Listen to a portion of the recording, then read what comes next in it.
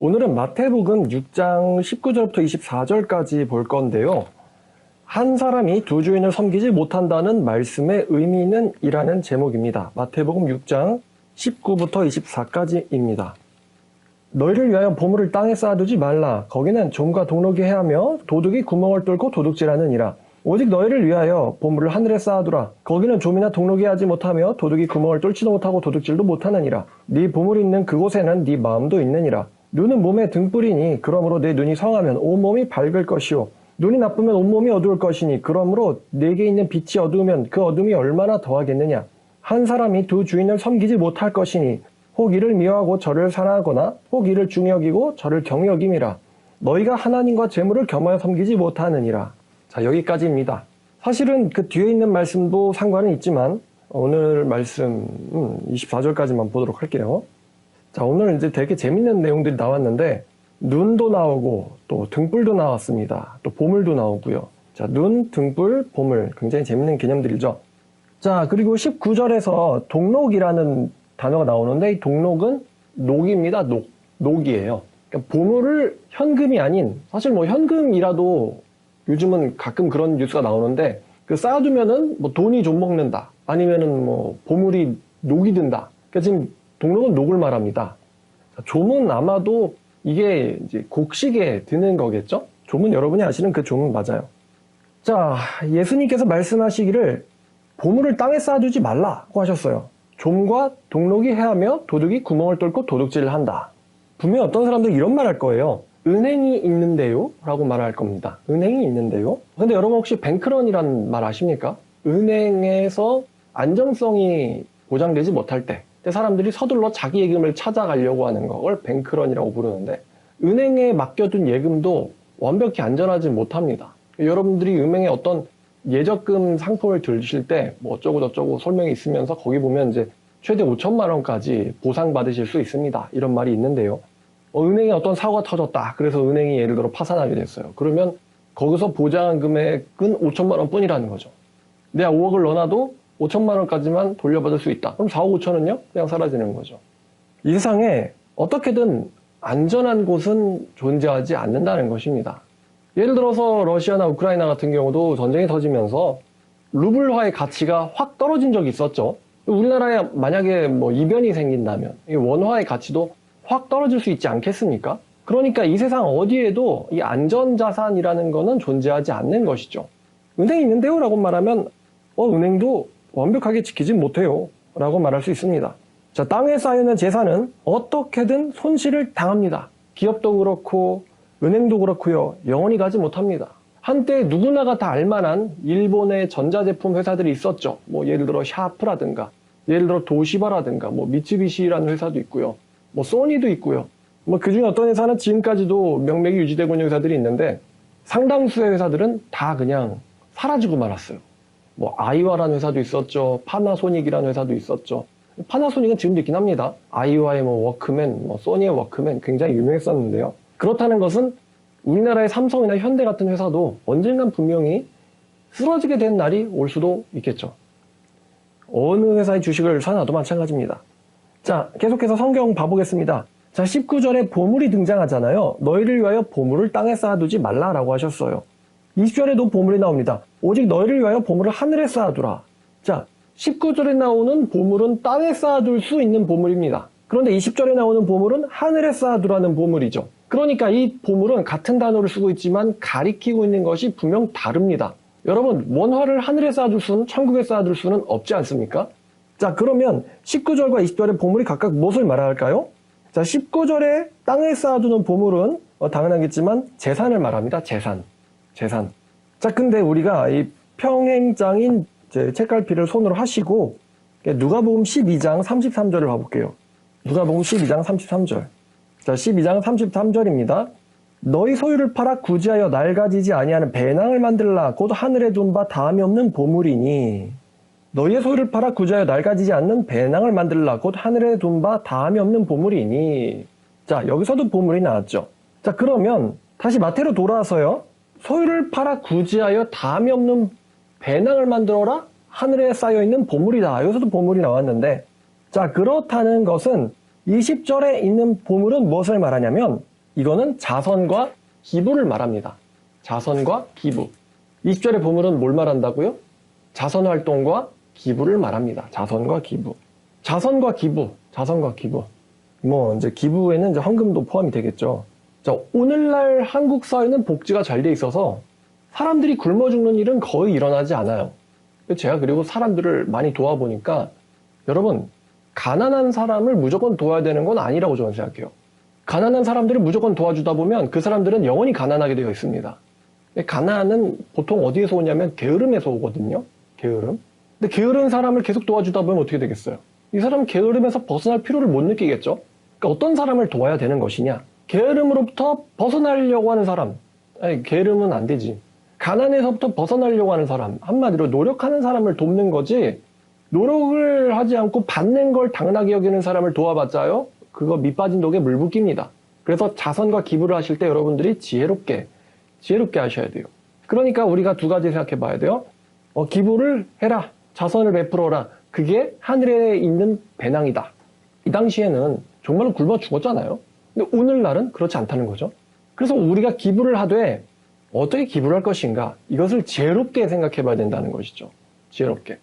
제가 이런 생각이 있는데, 여러분들이 만약에 통장을 하나 더 만들어 가지고 자선 통장, 기부 통장 이래도 좋아요. 그래서 거기에다가 월급에 얼마 정도를 이렇게 적립을 하는 거예요. 적립을 해서 내가 정말로 도와주고 싶은 사람을 만나걸랑 그 사람에게 아주 지혜롭게 그 돈을 쓰는 건 어떨까? 이 인생이 한두 명 정도를 도와주면은 그 인생도 괜찮을 것 같다는 생각이 전 들거든요. 어쨌든 20절의 보물은 자선과 기부를 말합니다. 자, 그래서 이제 교회도 헌금, 다른 말로 하면 기부를 받잖아요. 교회에서 헌금 기부를 받고 또 그것을 쓸 때 굉장히 지혜롭게 쓰려고 노력을 많이 합니다. 어떻게 써야지 지혜로울까? 기도하고 써야겠죠? 자, 그래서 이제 예수님께서는 기부가 곧 하늘에 쌓여 있는 보물이다 라고 말씀을 하셨어요. 여기는 좀도 못 쓸고 녹도 안 쓸고 도둑도 못 온다. 하나님은 아시죠? 우리가 어떻게 살았는지요. 자, 그러시면서 이런 말씀을 하세요. 보물이 있는 그곳에 마음이 있다. 보통 기부하라 그러면 굉장히 아깝잖아요. 하나님께서 말씀하세요. 네 보물이 있는 곳에 마음이 있다고. 그러니까 여러분, 우리가 남들을 돕는데 주저하게 되는 건 사실은 보물이 다른 데 있기 때문이죠. 마음이 다른 데 있기 때문이에요. 자, 그러면서 예수님께서 말씀하십니다. 눈이 온몸의 등불이라고 하셨어요. 자, 눈은 몸의 등불이다. 눈은 몸의 빛이다. 눈은 몸의 빛이다. 그러므로 네 눈이 성하면 온몸이 밝을 것이다. 그러나 네 눈이 나쁘면 온몸이 어두울 것이니 네게 있는 빛이 어둡다면 그 어둠이 얼마나 심각하겠느냐라고 말씀하셨습니다. 그러니까 여러분, 어두움 속에 있는 사람은 자신이 얼마나 심각한지를 모릅니다. 빛은 분별을 주거든요. 그러니까 분별을 하는 사람은 빛 속에 있기 때문에 자신의 위치를 객관적으로 많이 알고 있다라고 할 수 있겠죠. 근데 어두움 속에 있는 사람은 문제점이 자신이 얼마나 어두운지를 모른다는 거예요. 그러니까 한도 끝도 없이 어둡다는 것이죠. 눈이 멀어 있으면 얼마나 어둡겠냐. 자, 그래서 그 예수님의 말씀, 이 21절 말씀과 23절 말씀을 같이 조합을 해보면 네 마음이, 보물이 있는 곳에 마음이 있다 그랬거든요. 보물이 있는 곳에 마음이 있다. 그렇게 말씀하시면서 또 눈이 바로 몸에 등불이라 그랬어요. 그러니까 마음이 가 있는 곳에 뭐가 갑니까? 마음이 있는 곳에 눈이 가고요. 그 눈이 무엇을 보느냐에 따라서 마음속에 빛과 어두움이 나타난다는 거예요. 눈은 빛이 들어오는 창입니다. 근데 눈길이 어디에 가 있냐? 바로 보물이 있는 곳에 가 있다는 거예요. 그래서 너희가 만약에 엉뚱한 곳에 마음을 두고 있다면은 그 엉뚱한 곳을 통해서 너희들은 어둠을 얻게 될 것이고 그 어둠은 너희 마음을 너무나도 어둡게 만들 것이다. 얼마나 자기가 어두움 속에 있는지도 모를 정도로 어두움 속에 너희들을 가둘 것이다 라고 말씀하시는 거예요. 자, 지금 우리가 19절에 보물을 자산이라 그랬어요. 보물을 자산이라고 했습니다. 자, 우리가 보물을요, 우상으로도 해석할 수 있어요. 우상으로도 이해할 수 있는데, 여러분, 우상을 숭배하고 있는 사람, 땅에 있는 어떤 무언가에 마음이 가 있는 사람은 우상 숭배자인데요. 그 우상을 숭배하는 사람은 하나님의 말씀이 들어가지를 못합니다. 겉으로 보면은 하나님의 말씀을 전할 때 그 사람들이 말씀을 이해하는 것처럼 보여요. 겉으로 볼 때는. 그런데 실제로 속은 전혀 아니에요. 제가 목회를 짧은 인생이지만 하면서 깨달은 게 있는데, 저 말씀 아는 말씀인데 분명 저분은 저 말씀을 아실 텐데 라고 하는 그런 부분이 걸려가지고 하나님의 길에서 떨어져 나가는 사람을 전 참 많이 봤어요. 그러니까 우리가 완전 생판 모르다가 걸려 자빠져가지고 하나님의 길을 떠나는 경우도 있겠지만, 대부분의 경우 교회를 떠나는 사람들은, 하나님의 길을 떠나는 사람들은요, 알던 것 때문에 나갑니다. 그럼 전 이런 생각이 들죠. 분명히 그때 그런 말씀을 전했는데, 그럼 그 말씀을 들을 때 아멘하던 모습은 뭘까? 하나님 말씀을 듣는 척했지만 사실은 들어가지 않았구나라는 거죠. 마음이 어둡고 눈이 어둡기 때문에 하나님의 말씀이 전혀 눈을 통해서 들어가지 못했던 거예요. 마음속으로.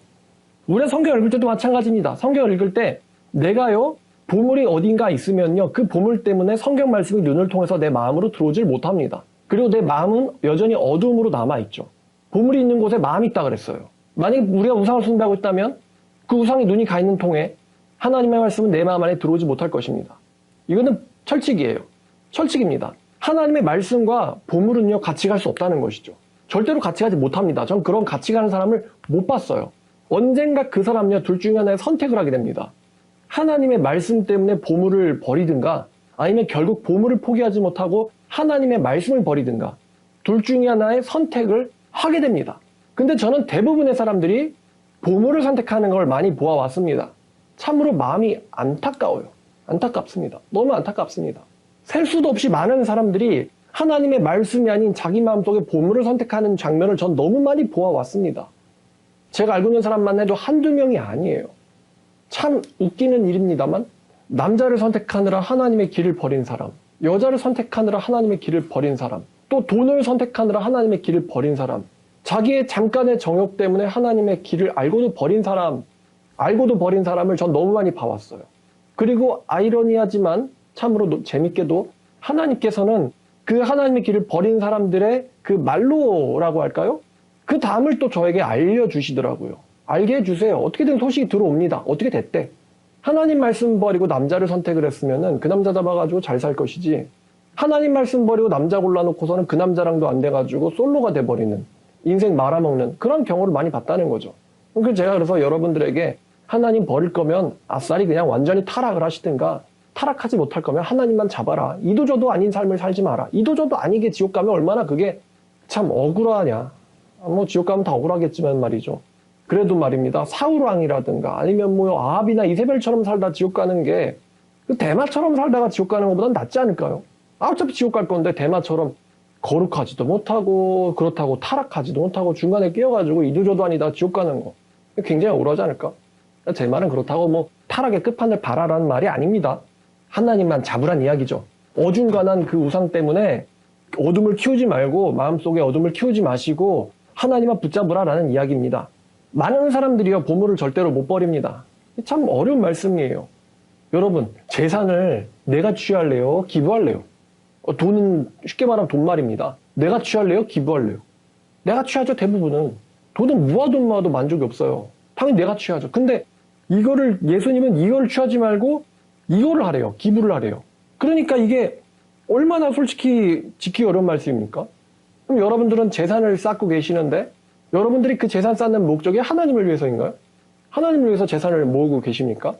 진지하게요. 하나님을 위해서 재산을 모으고 계신가요? 대부분은 아니죠. 대부분은 자기 자신을 위해서 재산을 모읍니다. 대부분은.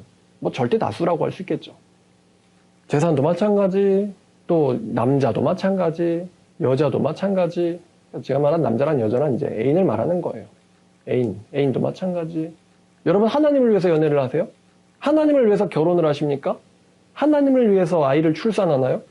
하나님을 위해서 아이를 양육하나요? 하나님을 위해서? 지금도 순종이 안 되는데 그때 가서 순종할 수 있을까요? 저는 그렇지 않다고 생각해요. 우리가 잠깐 동안 창세기를 본 적이 있지만, 하나님이 인간을 왜 만들었는데요? 왜 생육과 번성을 이야기하셨습니까? 누구를 위해서예요? 오늘날 누가 하나님을 위해서 재산을 모으고 연애를 하고 결혼을 하고 아이를 낳고 아이를 기르고, 성경에 가끔 나오는 사람들처럼 아이를 통해서 하나님에게 영광을 돌리는 사무엘의 한나처럼 말이죠. 자, 오늘의 정말 중요한 말씀이 24절입니다. 24절 말씀 저는 줄치고 외워놨어요. 24절 말씀. 저는 줄치고 외운 말씀입니다. 너무 중요해요. 24절. 천국과 지옥과 연결되어 있는 너무나 중요한 말씀입니다. 자, 예수님의 신분은 창조주죠. 창조주이신 예수님께서 말씀하십니다. 설계자가 말하십니다. 한 사람은 두 주인을 섬길 수 없나니 혹 이를 미워하고 저를 사랑하거나 혹 이를 중여기고 저를 경여김이라. 너희가 하나님과 재물을 겸하여 섬기지 못하느니라. 겸하여 섬기지 못한다는 말이 2번 반복됩니다. 한 사람이 두 주를 섬길 수 없다. 영어로도요, 부정이 굉장히 강조돼요. No one can serve two masters. No one can serve two masters. 어느 누구도 두 주인을 섬길 수는 없다. 만약에 네가 한쪽을 섬기고 있다면 넌 반드시 다른 쪽을 경멸하고 미워하고 있다. 이거는 예수님의 말입니다. 예수님의 말이에요. 우리는 정말 이게 사실이 아니기를 바라지만 이건 유감스럽게도 예수님의 말씀입니다. 너희가 만일 돈을 사랑한다면 하나님을 미워하고 있는 것이다. 너희가 만일 사람을 사랑하고 있다면 하나님을 미워하고 있는 것이다. 너희가 만일 너희 자신을 사랑하고 있다면 하나님을 미워하고 있는 것이다. 너희가 돈을 중요여긴다면 하나님을 경멸하고 있다. 너희들이 만약 사람을 중요하게 생각한다면 너희는 하나님을 경히 여기고 있다. 예수님께서 말씀하셨는데 어느 누구도 두 주를 섬길 수 없다라고 말씀하셨어요. 어느 누구도. 이 지상에 존재하는 어느 누구도 두 주를 섬기는 것은 불가능하다라고 말씀하셨어요. 제가 이 말씀에 줄을 치고 외운 이유가 뭐겠어요? 여러분들에게 힘든 말씀 드리고 싶어서일까요? 아니고요. 제가 천국 가기 위해서예요.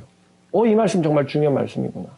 예수님 말씀하시기를 여기에 눈이 가면 다른 데 눈이 가지 않는다고 말씀하고 계시는구나. 여기에 마음이 가 있으면 다른 데는 마음이 가지 않는다고 말씀하고 계시는구나. 여기에 눈이 가면 다른 데는 마음이 가지 않는다. 하나님에게 마음이 가지 않는다. 돈에 눈이 가 있다면, 사람에게 눈이 가 있다면, 여자에게 눈이 가 있다면, 어떤 물건에게 눈이 가 있다면 절대로 여기에는 눈이 가지 않는다고 주님 말씀하시는구나.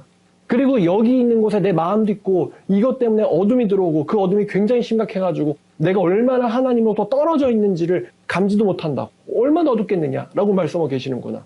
그 누구도 두 주를 섬길 수 없구나. 여러분이 만약에 지옥 가는 사람을 알아내고 싶으면요, 그 사람의 눈과 마음이 어디가 있는가를 알아보면 돼요. 제가 정말 안타깝게 여기는 부분입니다. 평상시 그 사람이 하는 말을 들어보면 그 사람의 마음이 어디가 있는지를 알 수가 있어요. 평상시에 여자 이야기를 한다? 그럼 그 사람은 여자한테 마음 가 있는 사람이에요. 왜? 사람이 마음이 가득한 것을 입으로 내기 때문이죠. 평상시에 돈 얘기를 한다? 그럼 걔는 돈에 마음이 가 있는 사람이에요. 평상시에 자기 이야기를 한다? 그 사람은 자기 자신한테만 관심 있는 사람이에요. 평상시에 사업 얘기를 한다? 그럼 그 사람은 돈 버는 데만 관심 있는 사람입니다. 평상시에 남을 욕한다? 그럼 그 사람은 남을 멸시하는 데 관심이 가 있는 사람이에요. 평상시에 하나님의 이야기를 한다. 우리가 어떻게 전도할 것인가? 우리가 어떻게 복음을 전할 것인가? 우리가 어떻게 저들의 마음속에 하나님 말씀을 뿌릴 것인가? 하나님은 얼마나 마음이 아프실까? 하나님의 심판이 얼마나 가까울까? 우리가 얼마나 하나님을 진노하게 만들고 있는가? 나 자신은 과연 괜찮을까? 하나님의 계획과 일에 대해서 염려하고 있는 사람이 과연 얼마나 될까? 평상시에 월화수목금토, 일월화수목금토 이 7일 내내 하나님에 대해서 관심 갖는 사람 얼마나 될까요? 전도하는 그 시간 잠깐, 전도 안 하는 분이 너무 많지만 전도하는 시간 그 잠깐, 잘 안 받네. 그때 잠깐, 그때뿐만이 아니라 평상시에 잘 때나 일어날 때나 아침에 하나님에 대해서 걱정하는 사람이 얼마나 있을까요? 저는 못 본 것 같아요. 그런 사람 별로. 제 생각에 한국교회의 쇠퇴, 멸망을 걱정하는 사람은 저뿐인 것 같아. 아니 그러면 지들도 나왔겠지. 얼마 전에 어떤 목사님한테 연락이 와가지고 교회가 되게 힘들어서 건물 얻는 것도 어렵다고. 내가 20년 전에 전도하자고 했을 때 그때 했어야지. 정말 한국교회를 걱정하면서 목회자가 된 걸까? 아니면 자기 어떤 분수를 모르고 목사가 된 걸까? 이런 생각도 듭니다. 평상시에 내가 무슨 생각을 하는가? 뭘 보는가? 하나님을 걱정하는가? 그렇지 않으면 그냥 우상숭배하는 거예요. 우상숭배. 왜? 두 주님 섬길 수가 있다 없다? 없다. 섬길 수 있는 것처럼 보여도요, 결국에는 둘 중 하나 선택을 하게 됩니다. 하나님 때문에 사람을 배신하든가 아니면 사람 때문에 하나님을 배신하든가. 둘 중 하나입니다. 하나님 때문에 사람을 버리든가요? 사람 때문에 하나님을 버리든가. 둘 중에 하나는 버리게 되어 있어요. 급할 때 다 티가 납니다. 베드로처럼 다른 사도들처럼요. 주에서 잡혀갈 때 다 티가 나게 돼 있어요. 자기 인생에 제일 중요한 거 결정할 때 티가 나게 되어 있습니다. 드러납니다. 감추어진 게 드러나지 않을 게 없다고 하셨으니까요. 다 드러나요. 여러분들이 하나님에게 마음이 가 있지 않으면 결국에는 우상숭배자라는 거. 왜냐하면 하나님의 말씀은 틀림이 없는 진리니까. 내가 하나님에게 마음에 가 있지 않은 것 같은데 그럼 어딘간 분명 마음이 우상숭배하고 있는 거예요. 그래서 내가 땅에서 사모하는 우상은 없어야 된다. 그래야 하나님만 사랑할 수 있다. 6장 24절 정말 중요한 말씀입니다. 하나님을 미워하고 하나님을 경멸하고도 천국 갈 수는 없어요. 여기서 섬긴다라는 표현에 이제 따라오는 개념이 바로 노예입니다. 노예. 노예는 두 명의 주인을 섬길 수 없습니다. 노예는요, 두 명의 주인을 섬길 수 없어요. 왜냐하면 노예는요, 주인의 자산이고요. 노예는 한 명의 주인에게 귀속됩니다. 근데 여러분, 우리 솔직히 말하면 주님의 노예가 아니죠. 우리는 우리 스스로 그냥 주님을 주님으로 선택을 한 거지 우리는 주님의 노예가 아니에요. 라고 우리는 생각합니다. 내 마음대로 주인을 바꿀 수가 있어요. 내 마음대로 주님이 서운하네? 아니, 돈, 이제 사람 잡을 거예요. 우리가 주인을 그냥 고르고 자빠졌죠, 우리가. 근데 고대의 노예가 정말 주인을 자기가 고를 수 있나요? 주인이 저 사람 고르면 그 노예는 그 주인의 자산입니다. 고대의 노예는요, 주인이 죽여도 주인은 책임을 지지 않았어요. 왜냐하면 자산이거든요. 오늘날 강아지, 동물을 사람이 죽인다고 오늘날에는 개조차도 무슨 동물보호법을 위반했다 이러는데요. 옛날엔 주인이 노예를 죽여도 주인은 책임을 지지 않았단 말이에요. 자산이니까. 내 걸 내 맘대로 한다니까요. 너희가 하나님과 재산을 하나님께서 지금 하나님과 어떤 물질을 대비하셨는데요. 동시에 섬기지 못한다. 이 세상이 돈을 좋아하지 않고 또 돈을 필요로 하지 않는 자가 얼마나 있겠느냐마는 돈에 마음이 가 있으면 절대로 하나님에게는 마음이 갈 수 없다는 이 인간의 마음의 작동의 비밀. 무언가의 마음이 가 있으면 지상의 무언가의 마음이 가 있으면 절대로 하늘의 하나님에게는 마음이 갈 수 없다는 어떤 중요한 비밀을 예수님께서 알려주셨어요. 동시에 하나님과 다른 걸 사랑할 수 없다. 주님의 무시무시한 말씀입니다. 천국을 선택할 것인가 아니면 지상의 무언가를 선택할 것인가. 돈을 사랑하고 지옥에 갈 것이냐 아니면 하나님만을 사랑하고 천국에 갈 것이냐. 무엇을 선택할지는 여러분에게 맡겨 있어요. 오늘날 비트코인이 어쩌고저쩌고가 뉴스에 정말 많이 나옵니다. 비트코인이 사상 최고가 1억을 뚫었네 어쩌네 하면서 마음이 싱숭생숭해요. 어떤 사람이 10억을 벌었다 33억을 벌었다 이런 뉴스들이 나옵니다. 솔직히 1억 벌기도 정말 장난 아니게 힘들다는 걸 여러분들 노동으로 버시는 분들이라면 아실 거예요. 1억? 10년 20년이 걸려도 모으기가 힘든 돈인데 근데 누군가는 투자를 한번 해가지고 몇십억을 벌었다. 어느 나라가 비트코인 가지고 얼마를 벌었다. 그런 말이 나오니까 목사인 저도 그런 뉴스를 보면은 가끔씩 마음이 술렁거려요. 근데 다른 분들은 오죽할까요? 투자나 내가 미친놈이지 이러면서. 자, 근데 성경에 아주 변치 않는 중요한 비밀은 물질에 마음이 가 있으면 하나님을 동시에 사랑할 수 없다는 것입니다. 비트코인이 1비트가 1억이다, 100비트, 100억을 가졌다 해도 상관이 없어요. 돈에 눈이 가 있으면은 하나님은 절대 사랑할 수 없다. 절대 천국에 갈 수 없다. 우리가 이제 경제적인 용어로 투자와 투기를 구분을 하죠. 투자는 좋은 거고 투기는 나쁜 거죠. 투자와 투기를 근데 어떻게 구분하죠? 어렵지 않을까요? 그러면 이제 이런 반문을 받아요. 부자는 천국 못 가나요? 돈을 가지고 있으면 천국 못 가나요? 그럼 저는 이렇게 말합니다. 다윗과 아브라함이 부자였죠. 다윗과 아브라함, 솔로몬 부자였어요. 그 사람들 지옥 갔나요? 아니죠. 다윗과 아브라함이 부자인 것과 부자는 천국 들어가는 것이 어렵다. 낙타가 마치 바늘구멍에 들어가는 것 같다. 이 두 가지의 가르침 사이를 구분하는 게 어려워요. 투자와 투기가 구분하기 어려운 것처럼 천국 가는 사람들 중에 부자가 있다는 것과 부자가 천국 들어가기 어렵다라는 이 두 가지의 말씀을 구분하기가 어렵습니다. 대부분의 사람들은요, 다윗의 부보다는요, 부자가 천국 들어가기 어려운 그 부를 추구하고 있어요. 이게 정말 어려운 개념이거든요. 부자이면서 천국 가면 좋겠죠. 근데 다윗의 부보다는 대부분은 예수님이 언급하시는 천국 가기 어려운 부자의 부를 추구하고 있습니다. 이 둘의 차이가 뭘까? 자, 이렇게 이야기를 했으니까 또 누군가는 다윗도 부자잖아요 하면서 이제 부를 추구하는 사람이 있을 텐데 10중 8구는 예수님이 언급하신 천국 가기 어려운 부를 추구하고 있을 겁니다. 다윗과 아브라함은 이렇게 설명하면 간단할 것 같아요. 결과적으로는 부자였는데 그 사람들의 마음은 돈에 있지는 않았어요. 결과적으로는 부자였는데 그 사람들의 마음은 돈에 있지는 않았다. 다윗이 돈 때문에 하나님 버리고 아브라함이 돈 때문에 하나님 버린 사람들 절대 아니죠. 자, 오늘 말씀 여기까지 하겠습니다. 한 사람이 두 주인을 섬기지 못한다는 말씀의 의미는 이라는 말씀으로 마태복음 6장 19절부터 24절까지를 같이 나눠봤어요. 굉장히 중요한 개념이고 또 오늘날 우리가 경제활동하면서 굉장히 많이 갈등하는 부분이기 때문에 이 말씀을 여러분들과 공유했습니다. 자, 마음 있는 곳에 보물 있는 곳에 마음도 있다. 눈이 마음의 등불이다. 몸의 등불이다. 눈이 어두우면 얼마나 어두운지 짐작조차도 못한다. 눈이 밝으면 마음이 밝을 것이다. 두 주인을 섬기지는 못한다. 라는 말씀 꼭 기억해 두시길 바랍니다. 아마 여러분들이 마태복음 6장 24절을 암기하시고 경제활동을 하시면 여러분들이 아무래도 안전한 경제 활동을 하는데 도움이 많이 될 것 같습니다. 기도하겠습니다. 하나님 아버지 감사합니다. 오늘 한 사람이 두 주인을 섬기지 못한다는 말씀의 의미는 이라는 제목으로 말씀을 나눴습니다. 주님, 정말 자본이 모든 것 같은 시대를 살면서 어떻게 자본을 추구하지 않을 수가 있는가라는 질문을 할 수 있겠습니다만, 주님께서 정말 모든 것을 지배하시고 주시는 분이시다라는 하나님의 살아계심을 믿으면 극복할 수 있으리라 믿습니다. 주님, 땅의 것들에 현혹되지 않게 하시고 영원한 것에 마음을 빼앗기고 영원한 하나님의 마음을 들을 수 있는 사람 될 수 있게 하여 주시옵소서. 예수님의 이름으로 기도드렸습니다.